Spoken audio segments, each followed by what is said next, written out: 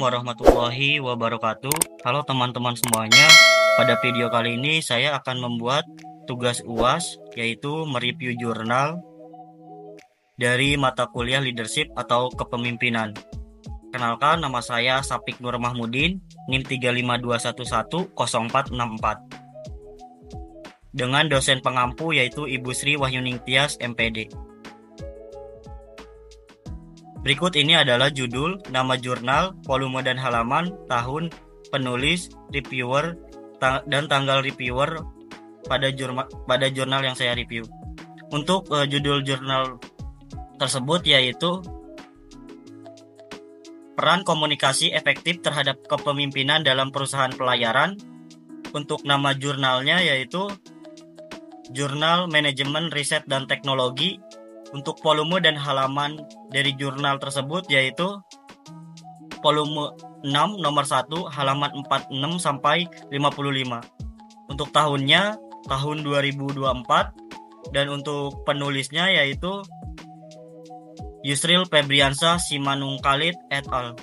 Dan untuk reviewernya yaitu saya sendiri, Sapik Nur Mahmudin, dan untuk tanggal reviewernya yaitu tanggal 30 Desember tahun 2024. Latar belakang dari jurnal tersebut yaitu di mana untuk menyoroti pentingnya komunikasi dalam organisasi demi mencapai tujuan yang telah ditetapkan.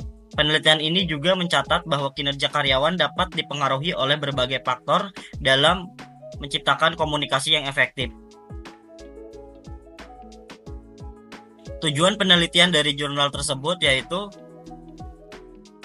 membahas lebih dalam mengenai peran komunikasi efektif terhadap kepemimpinan dalam meningkatkan kinerja karyawan di perusahaan pelayaran, serta untuk memberikan gambaran umum mengenai konsep komunikasi dalam konteks organisasi.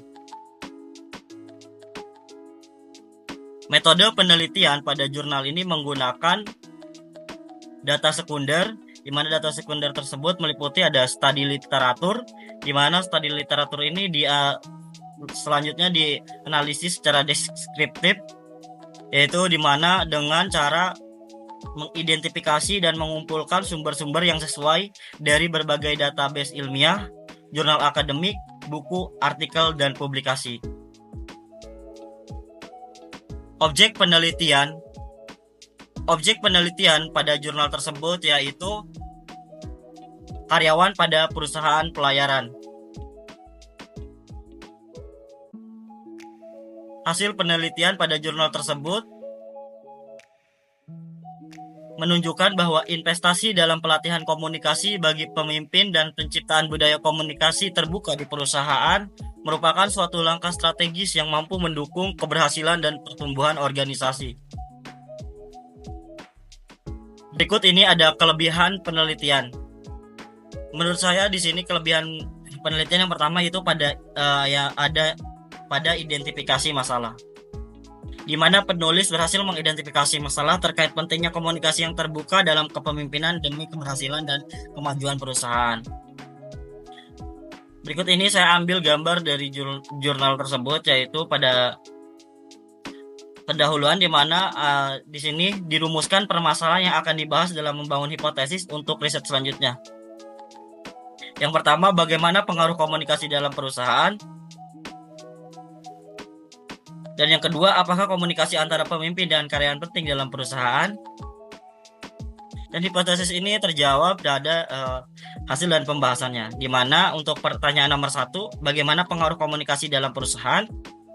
Pengaruhnya yaitu sebagai langkah strategis dan sebagai investasi dalam pelatihan komunikasi untuk mendukung keberhasilan dan pertumbuhan organisasi. Dan apakah komunikasi antara pemimpin dengan karyawan penting dalam perusahaan? Dan sudah terjawab, jawabannya itu penting, karena untuk menciptakan budaya komunikasi terbuka demi keberhasilan dan pertumbuhan organisasi perusahaan. Lalu yang kedua, adanya landasan teori. Karena landasan teori yang baik dapat memberikan argumen yang kuat untuk mendukung karena landasan teori yang baik dapat memberikan argumen yang kuat untuk mendukung asumsi penelitian. Berikut ini saya ambil gambar dari jurnal tersebut. Ada landasan teori. Lalu berikut ini kekurangan dari penelitian, di mana yang pertama ada keterbatasan data, di mana penulis hanya memakai data sekunder dan tidak adanya data primer. Lalu yang kedua yaitu penulis tidak menampilkan data berupa angka yang menyebabkan bukti empiris tidak konkret. Berikut contohnya, di mana di sini ada kepuasan kerja merupakan sesuatu yang bersifat individual, artinya setiap individu memiliki tingkat kepuasan yang tidak sama sesuai dengan sifat nilai yang berlaku pada dirinya. Menurut saya alangkah baiknya untuk tingkat kepuasan ini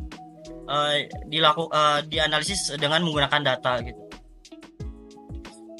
Bisa karena kita kan tidak tahu tingkat kepuasan orang, tergantung misalkan apakah pada usia atau pada suku atau daerah dari individu itu sendiri. Lalu yang kedua ada format penulisan yang kurang baik. Menurut saya terdapat beberapa sumber sitasi atau kutipan untuk sumbernya ada yang ditulis di setelah dan sebelum kutipan. Berikut ini gambar yang saya ambil dari jurnal tersebut. Di sini ada sebelum kutipan dan setelah kutipan. Nah, menurut saya sendiri untuk kutipan tersebut, sumber sitasi untuk kutipan tersebut, alangkah baiknya dikonsistensikan. Jika kita ingin menggunakan setelah kutipan, kita lakukan setelah kutipan semua. Tapi jika kita ingin menggunakan sebelum kutipan, ya udah kita melakukan sebelum kutipan semua dari pendahuluan sampai hasil dan pembahasan yang ditulis. Lalu yang ketiga ada objek penelitian yang kurang jelas. Di mana dalam jurnal ini untuk lokasi atau tempat penelitian kurang jelas. Seharusnya untuk lokasi dan tempat ditulis dalam metode penelitian, namun dalam jurnal ini tidak ditulis sehingga membuat pembaca merasa kebingungan dalam membaca jurnal tersebut. Nah, berikut ini gambar yang saya ambil dari jurnal tersebut.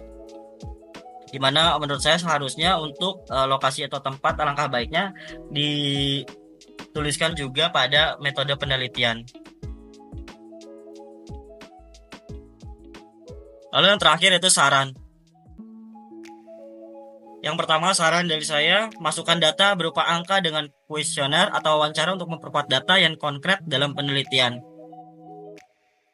Lalu yang kedua, tambahkan waktu dan tempat penelitian yang jelas dan spesifik, seperti yang sudah saya jelaskan sebelumnya. Dan yang ketiga itu melakukan analisis yang mendalam terkait penurunan semangat pada karyawan.